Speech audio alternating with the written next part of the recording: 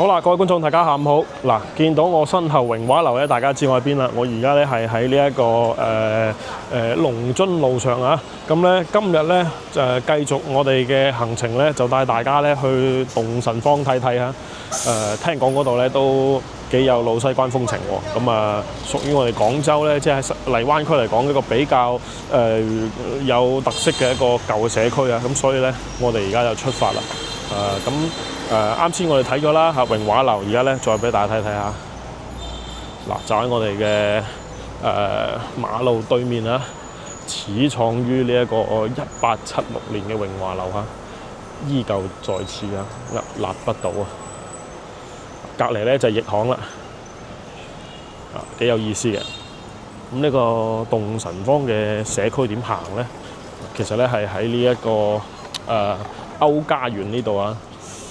行入去，據說咧呢個地方我查咗下個典故啊，佢係話攞嚟紀念一位叫做董臣喎，係一位清朝嘅叫做書生啊，同埋一個點講啊？佢係應該講係一個清朝書生生嘅，咁咧佢就叫做劉董臣啊，咁佢長大之後成為咗呢個神醫啊，咁啊亦都考取咗功名，成為咗進士。跟住咧就話大家咧覺得佢懸壺濟世好犀利啊，簡直係活神仙。咁所以咧就坊間流傳咧就話呢一個洞神坊咧將佢讀成呢一個諧音啊，咁變成咗洞神坊嚇。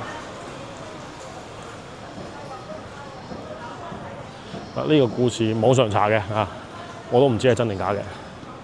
但係咧，我覺得呢個名咧特別地有意思啊！我哋而家所在呢個位置咧就係叫做歐家園啦。咁其中呢度仲有一個比較出名嘅歷史建築咧，叫做麟園。一陣間可能我哋都會行過，不過咧應該係入唔到去嘅，因為咧佢唔係對公眾開放嘅一個狀態，同埋所以咧，我哋邊行邊睇啦。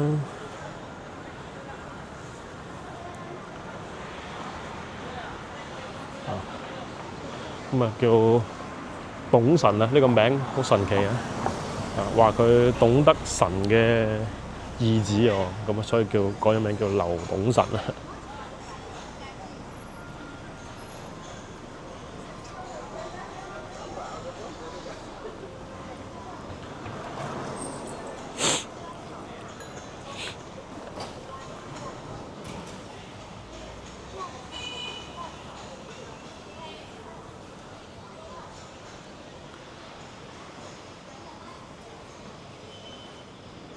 即係所以我哋都話咧，其實廣州咧，即係出咗好多啲文人墨客啊，亦都出咗好多名人啊。咁呢個劉董臣咧，據說以前就係住喺呢度啦，所以咧先將佢變成洞神坊啊，亦即係而家嘅洞神坊。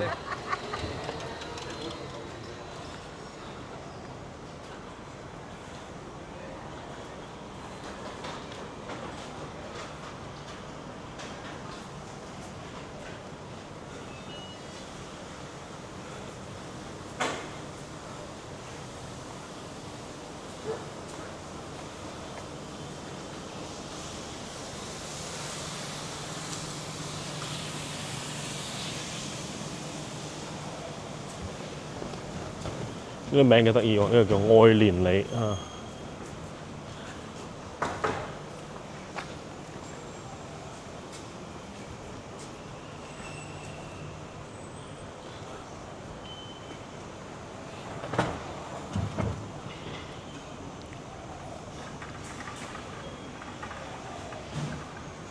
嗱，以前咧，如果冇咁多呢啲電雞咧，穿嚟穿去咧，其實咧行呢巷仔咧好舒服嘅。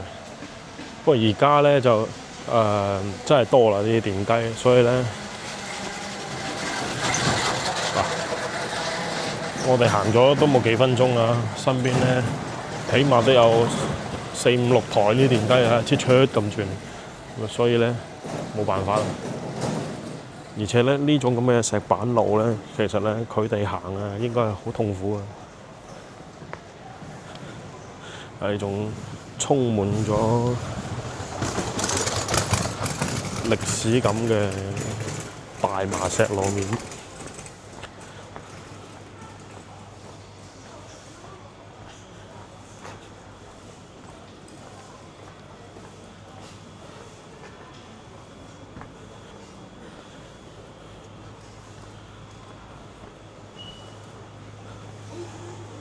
嗱，咁其實咧我都要揸住個地圖啊，一邊行一邊睇，因為咧我都容易蕩失路啊喺呢啲地方。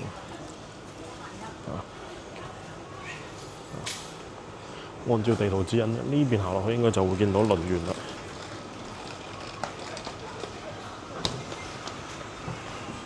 路邊咧有啲菜攤咧喺度賣菜啊，咁其實都幾有煙火氣。仲有呢種咁嘅舊屋。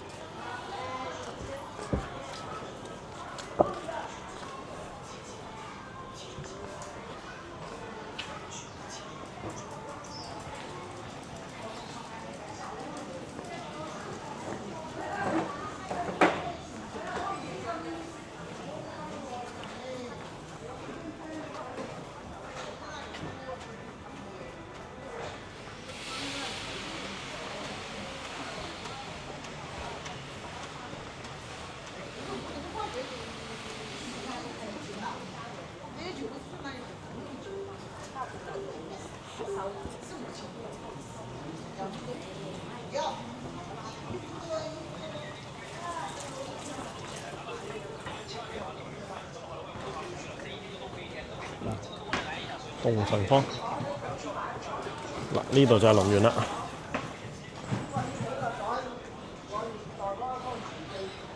哦，因為佢係私人住宅嚟嘅，所以咧其實入唔到去。我哋睇下龍園舊址，建於中華民國，坐東朝西，大庭院嘅3層磚雲結構。哦，係。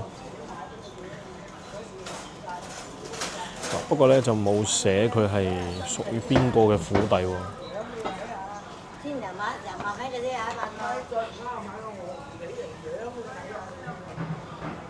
呢個遠景大家睇一睇。唔係孤寒嘅，佢有用㗎，都係龍園啫。嗱，咁佢後邊依家咧應該都係做緊私宅啊，就係已經睇唔到啦嚇，冇辦法。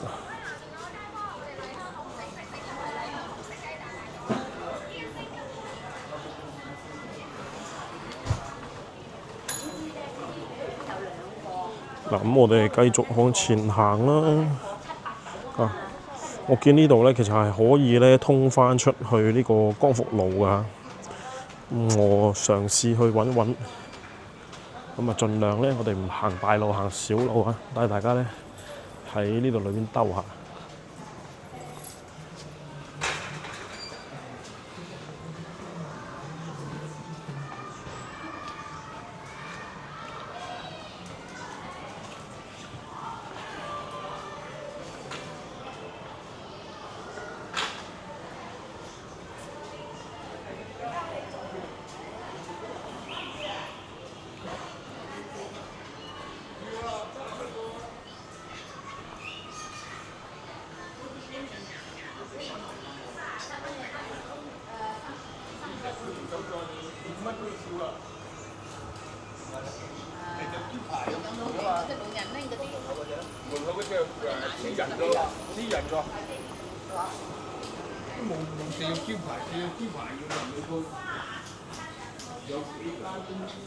嗱，呢啲咧又係私房喎，重新裝修過幾好睇，3層樓高。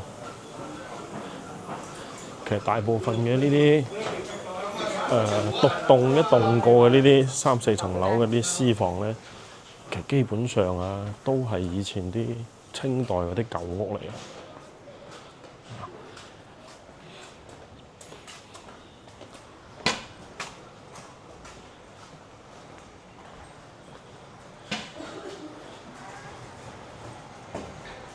呢度咧好突兀啊，有一座咁嘅嘢喺度。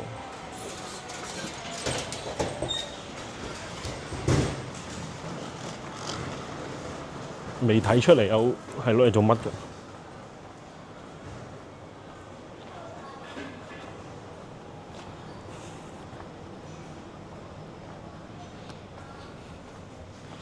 好獨特㗎！你睇下啦，呢啲係要行上去嘅鋪頭，起碼要行半層樓咧，先去到呢一間髮廊上面啦。都已經好耐冇見過有咁樣嘅設計㗎啦。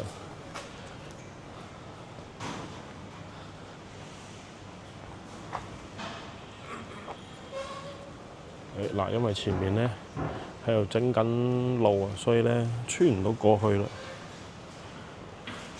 原先咧應該係可以過去嘅，我哋又行翻出去啦。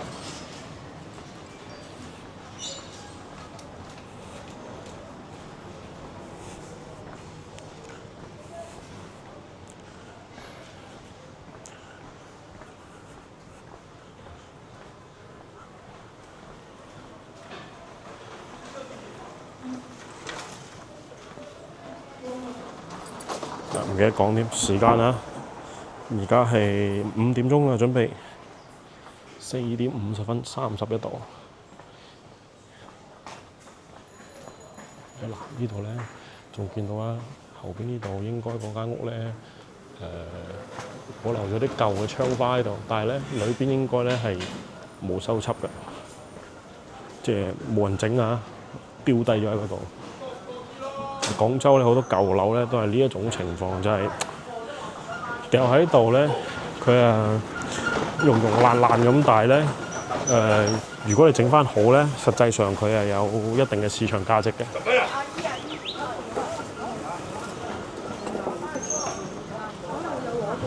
所以其實要睇屋主嘅意願啦，同埋咧即係街道咧叫相關部門支唔支持嚇？你打不打球？不知道，我看有沒有時間。行。你睇呢度咁樣啊，一棟咁，其實幾好啊！呢棟咧應該係啱啱翻修完，仲未有人住吧？咁啊幾好啊！如果你話住呢啲咁樣嘅高層啦，同埋住啱先咁樣啊2、3層嘅獨棟咧，咁其實我個人嚟講咧，肯定係更加中意住嗰啲獨棟嘅，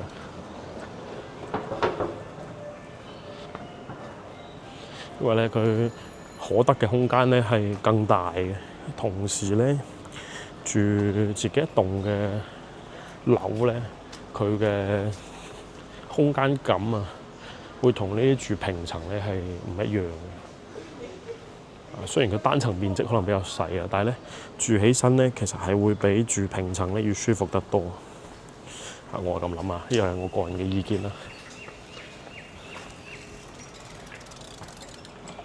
咁當然咧亦都有觀眾話：哇，咁你咪住呢啲獨棟咪好麻煩係嘛？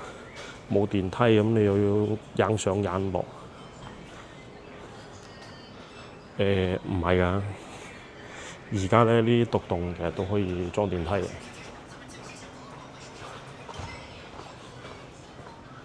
好似我朋友咁，4層樓咁啦，佢係會裝部電梯仔咁啦，方便老人家上落嚇。好啦，哇！呢度出唔出到去咧？我發覺呢邊都有幾多嗰啲翻新咗之後嘅小獨棟㗎。我呢度出到去嘅。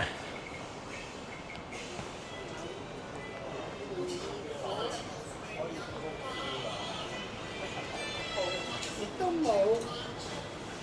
我肯定冇。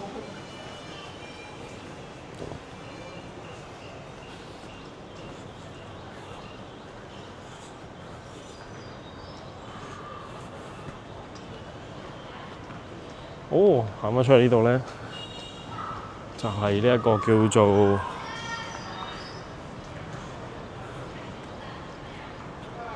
中山七路啊。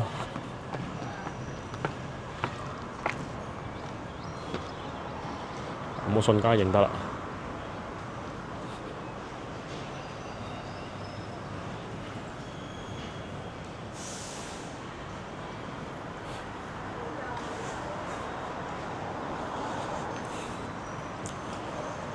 哦，原來呢度啊！唔知大家認唔認得啦？原來呢個路出嚟係咁樣嘅。OK， 呢度咧就係中山七路。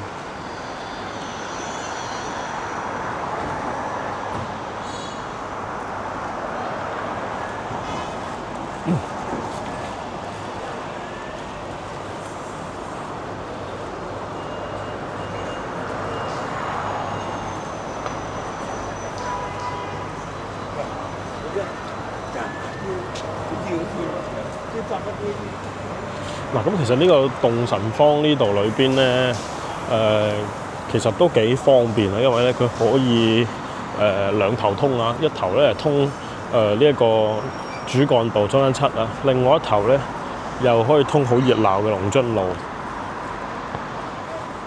所以咧從生活上考慮咧，肯定係方便嘅。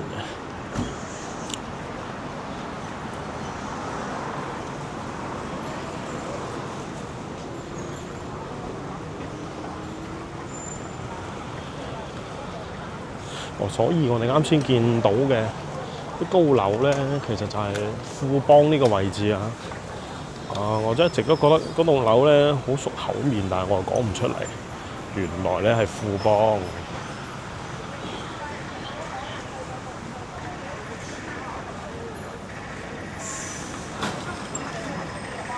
呢個就係富邦中心啊！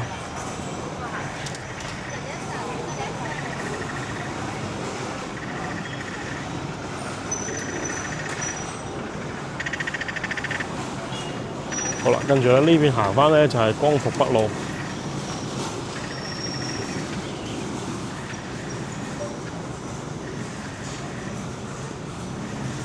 簡單兜兜啊，俾大家睇眼。光復北路咧，以前呢個對面咧圍蔽住喺綠色嗰度咧係停車場嚟㗎。而家咧就將佢推平咗啦，唔知點解啊，圍蔽起身，應該咧係有啲動作嘅。唔知係咪又要起樓啦？不過我估計咧起樓好麻煩，因為咧佢裏邊咧我見到有好幾棵咧，即係比呢啲樹仲要粗嘅樹啊。咁咧其實喺廣州咧或者講國內都係嘅。你特別係好似啲廣州呢啲城市咧，你要喐路上嘅呢啲大樹啊，係好撈教嘅，越大棵越難搞。因為呢啲樹咧，喐親都係勞民傷財嚇，傷筋動骨嘅。咁按照正常情況下嚟講咧，係唔允許喐嘅。所以咧，唔知佢係咪裏邊想起樓啊？但係佢起樓咧，佢一定要考慮要將啲樹妥善咁處置先得。OK 啦，呢度裏邊呢啲位置咧，其實都係啱先我哋行嘅嗰啲洞神坊嚟嘅。咁其實佢有一部分咧，亦都係同呢一個光復北呢邊咧係連通嘅。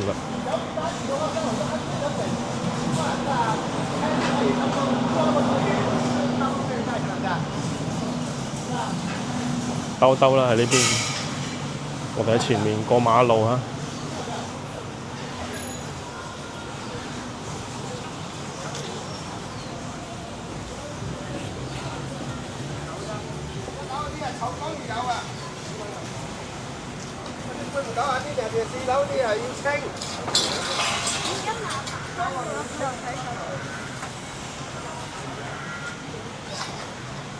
睇睇啊嘛，光復北2800蚊㗎，租嘅話，海珠北55方呢個啊，3樓198萬。都唔係好貴啊。老城區正常價。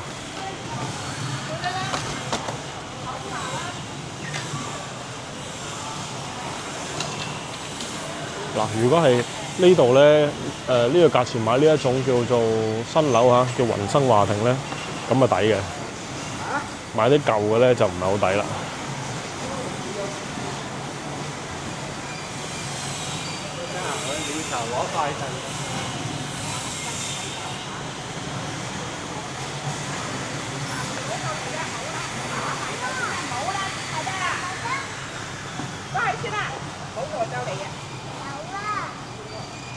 好啦，我哋過馬路。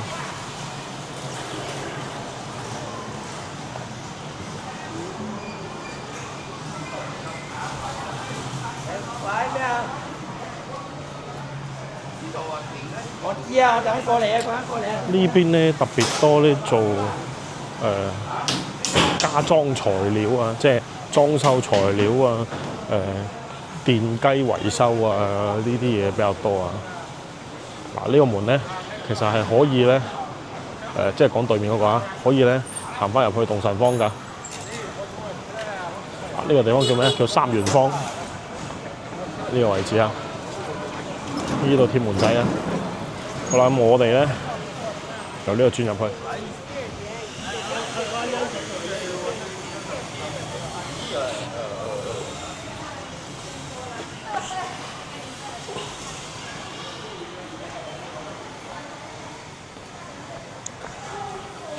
斜坡落嚟呢度咧有間桂林米粉店，就紅色棚呢度啊，叫專業桂林米粉啦，幾好食㗎。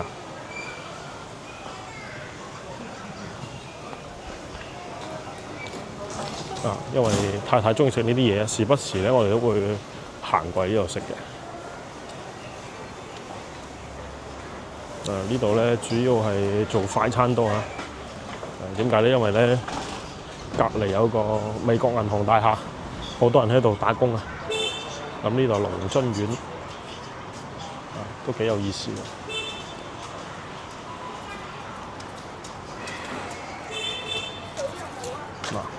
行翻出去咧，就係人民路啦。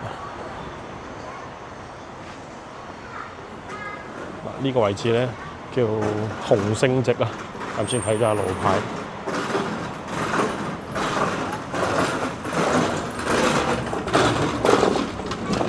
洪聖直。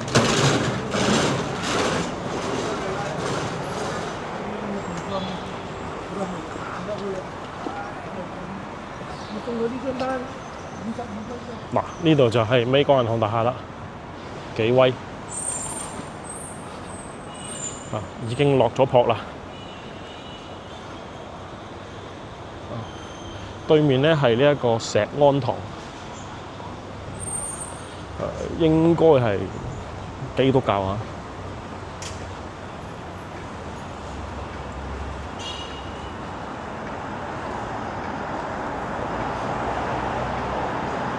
係冇錯，基督教石安堂。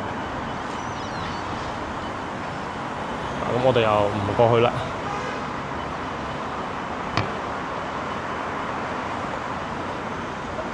你睇美國銀行大廈，曾幾何時咧，廣州都係風頭無兩嘅。而家咧，淪落到咧做特賣場啊！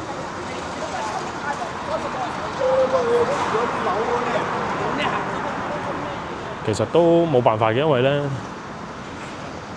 地理位置嘅原因啦，再加上咧設施啊跟唔上啦，變到好老舊啦，所以咧逐漸地咧呢邊就啲寫字樓咧被淘汰啦。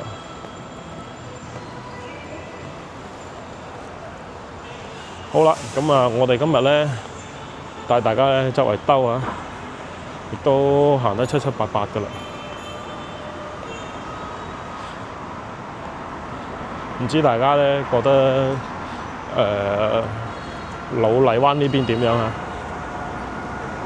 歡迎大家咧喺我哋嘅評論區咧留低你嘅意見啦，或者講你有啲咩地方想睇嘅咧，都可以話聲我聽啦。我盡量咧安排時間啦，盡早會去探索嘅。OK， 好啦，今期視頻咧差不多啦，我哋又嚟翻啱先咧圍蔽嗰度啊，光復北啊，好大喎呢個位置啊！咁我哋今期視頻咧先睇住咁多啊，下期咧再帶大家睇啲精彩嘅嘢啊！千祈唔好錯過啦啊！一定要點個訂閱，跟住我哋頻道咧去睇各個地方唔一樣嘅地方啊！香港廣州啊，唔一樣嘅地方。好，咁我哋下期再見啦，拜拜。